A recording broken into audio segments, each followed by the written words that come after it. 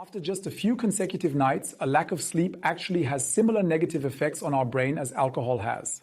A very typical psychological consequence of inadequate sleep quality and quantity is that you sleep poorly and little. That is, of course, very bad and should be changed. My tip, if possible, please try to change this as soon as you can.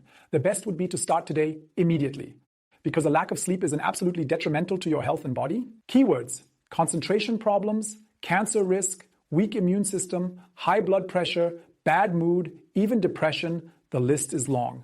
If you know you're sleeping poorly, try to change that right away. Do you know that feeling of regret when the alarm clock wakes you up after you finally fell asleep? Most of us do. You think, crap, I've finally fallen asleep and now the alarm rings.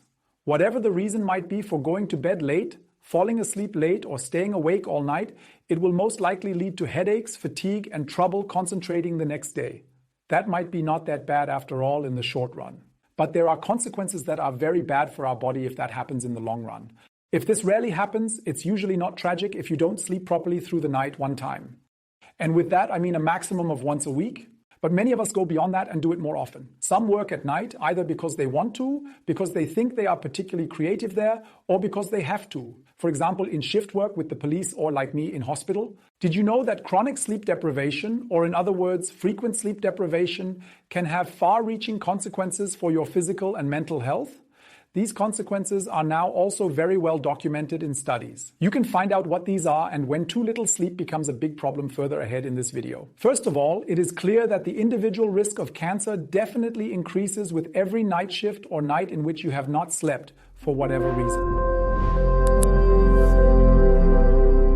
Hello, my name is Dr. Tobias Wegel, and with my YouTube channel, I would like to provide medical, understandable, and correct information about symptoms, clinical pictures, but also causes and typical risk factors for clinical pictures. For more information and videos, you can subscribe to my channel now. The fact that we spend around a third of our lives sleeping shows how important sleep is for our body and brain, and therefore to us.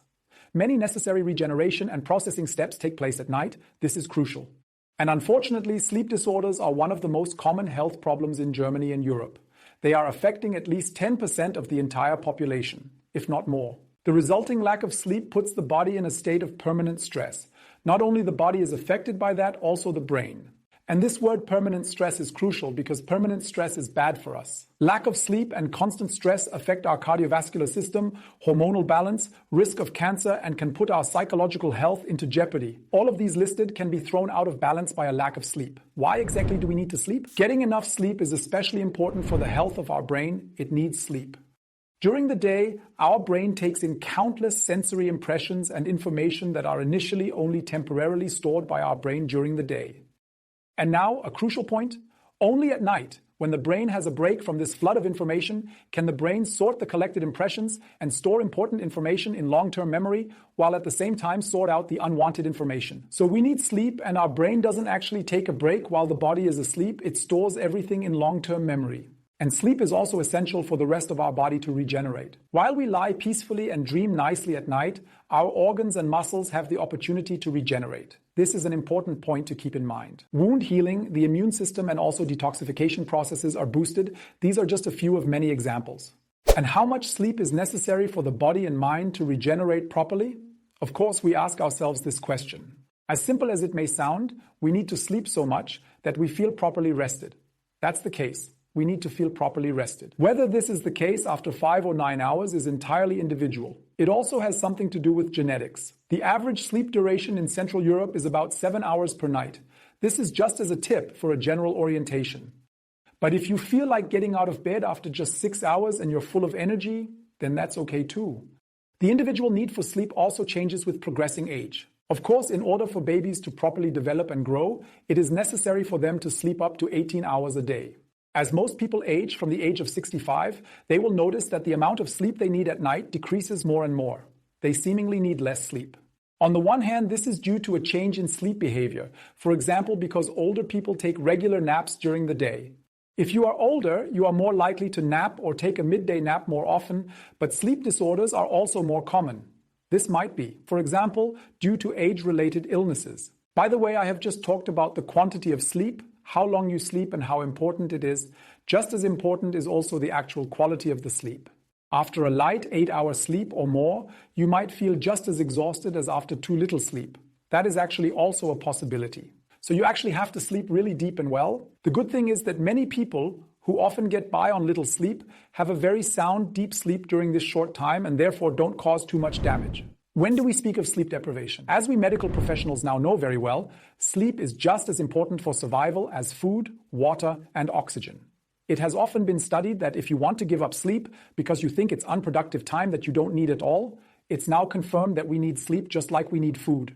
But from what point on do we actually start talking about sleep deprivation? Unfortunately, there is no general answer to when it becomes too little sleep, and it varies from person to person. It also has to do with genetics. As a general guideline, chronic sleep deficiency occurs when the duration of sleep regularly falls below the usual individual level of sleep you need to feel well rested. And when that happens over a longer period of time and you do not feel refreshed anymore after waking up, it is chronic. Unfortunately, that's not a concrete number you can orient yourself on, but that's how it is. The result is lack of sleep, as well as various sleep disorders. For example, those affected have difficulty falling asleep in the evening, or they wake up at night and lie awake for long periods of time. Typical causes of sleep disorders are professional or private stress, alcohol in the evening, or physical complaints such as nocturnal respiratory arrest. That is also possible. And important for you, if you know that you need 7 or 8 hours to feel fit in the morning, then you are sleep deprived or chronically sleep deprived if you don't manage to sleep this 7 or 8 hours a day regularly. Consequences of sleep deprivation. The most immediate consequence of a lack of sleep is obviously severe tiredness. Sure, we know that pretty much all of us have experienced that before. Occasionally it is not very bad. But if the lack of sleep becomes chronic, if we say, wow, I'm so tired, so exhausted every day, then there are further consequences. The quality of life of those people affected is restricted, and it also has an impact on their health. Everyday activities may actually become difficult, and as I said, your health suffers as well. I would like to introduce you to some of the most important consequences for your body and your psyche. Health consequence number 1. Concentration and attention disorders. If our brain is prevented from processing and storing information for several nights due to too little sleep, this is logically not without consequences. It is also proven that concentration and other cognitive abilities such as learning are then limited for those affected. This manifests itself, for example, through forgetfulness, difficulty finding words, and also a reduced responsiveness. These are just a few of the typical consequences of lack of sleep. As a result, affected people may also find everyday tasks difficult, even small things such as composing an email. When you suffer from a severe lack of sleep, you suddenly realize how you make mistakes, how you have trouble finding words. Not to mention more complex requirements such as participation in road traffic or job-related tasks. Did you know that more fatal car accidents are caused by fatigue than by drunk driving? That is actually a fact that barely gets any attention by anyone. And yes, this is indeed the case. After just a few consecutive nights, lack of sleep actually has similar effects on our brains as alcohol has. You may or may not have noticed this with someone you know who didn't sleep at all for a day or two on a trial basis. Our thinking becomes more cumbersome, we become more irritable, and at the same time we tend to overestimate our own abilities too much. It's just like it is with alcohol. Consequence number 2, diabetes. You may initially think that actually doesn't affect me, I don't have diabetes, I'm not fat. Important point about lack of sleep. Would you have thought that there is a link between diabetes, obesity that develops over the years, and chronic lack of sleep? This is because a chronic lack of sleep does upset the hormonal balance in our bodies. Among other things, this throws the hormones that are responsible for our feelings of hunger and satiety out of balance. This is important to know not only for preventing the development of diabetes, but also if you want to keep an eye on your figure.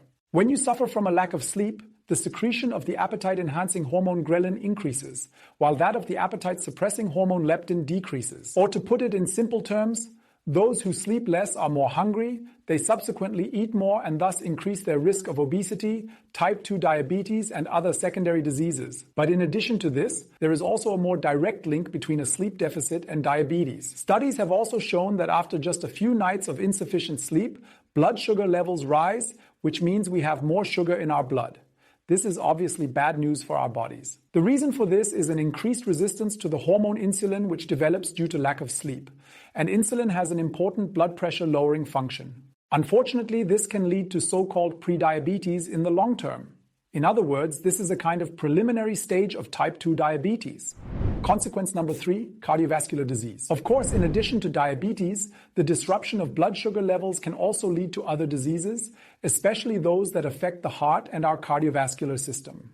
This is because the high sugar content in the blood can actually damage the blood vessels, and it can also cause calcium deposits. So a chronic lack of sleep is also bad for our vascular system, for our heart. In the long term, this can in turn trigger a heart attack or lead to coronary heart disease. Both is bad news. The increased release of the stress hormone cortisol as a result of sleep deprivation also often leads to increased blood pressure. Of course, this can also cause or worsen an already existing heart disease. It's basically a vicious circle, so to speak. The consequences can be strokes, kidney, retinal, and eye damage, and much more. Ultimately, these are consequences for the whole body, all caused by a lack of sleep. Consequence number 4, weak immune system. Do you know the saying, sleep makes you healthy? And it's true. This is because our immune system is particularly active against unwanted invaders while we sleep. These invaders are, for example, bacteria and viruses. For this, we require sleep. What happens during sleep? The immune cells locate the pathogens and destroy them. However, if the concentration of stress hormones in the blood is too high, as is the case with chronic lack of sleep, the immune system shuts down and doesn't work properly anymore. Because of this, the body can put all the energy reserves it has into an increased performance. This is basically a response from the past. We know that cortisol always leads to the immune system being suppressed. Lack of sleep leads to an increased cortisol level. This leads to a reduction in the number and activity of the immune cells. The risk of getting sick, like catching a cold or other infections, for example, increases. And in this context, it ultimately has to do with the immune system. The risk of cancer increases with chronically poor sleep, lack of sleep, especially when you are doing night shifts. I could list and explain these in another episode. The influence of working at nights on the risk of cancer among female nursing staff was actually demonstrated particularly clearly. A good study was done about this topic. It came to the conclusion that nurses who regularly work nights are at increased risk of developing cancer. And a recent study now suggests that the risk of breast cancer in particular is increasing when women suffer from chronic sleep deprivation. If you want to know more about this topic, I recommend the very, very good study I have linked here, and you can find it in the description. Of course, I can't blame anyone who no longer wants to work night shifts. Night shifts make you ill, both physically and mentally, but sometimes you don't really have a choice. That brings us to the 5th consequence of sleep deprivation, depression. Psychological well-being and sleep are so closely linked that it is sometimes difficult to tell who was first. Did the sleep disorder or the psychological problem come first? And often, unfortunately, it is actually both of them. Actually, these two factors do, in fact, often interact with each other. A very typical psychological consequence of insufficient sleep quality and quantity is depression. You may not believe that, but it really is a consequence of this.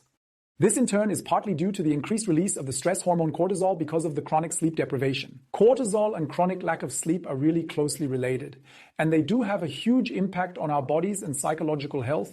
The resulting feeling of constant stress not only impairs physical functions, but also represents a psychological burden on the brain. In addition, those affected are often aware that their sleep is too short or that it is not providing them with enough rest, and of course they know this since they suffer from it. However, they often don't know how they can change this. And of course, this feeling of helplessness and not knowing how to change this unhealthy sleeping habit can occasionally cause us to fall into a depressive mood. So it is also possible to happen in this way. I hope I have been able to give you a better understanding of the health consequences of a chronic lack of sleep. Sleep deprivation is really often underestimated, and there are reasons why people suffer from sleep deprivation. This once again clearly shows how important sleep is for our health and happiness, and that we unfortunately pay far too little attention to it. I hope that will change for you from now. Would you like to see more videos with tips on how to deal with sleep disorders? Then please write it down in the comments below and I will make more videos. Please also write in the comments if you have any tips about sleep or sleep disorders, and let's discuss it. Thank you very much and stay loyal to me.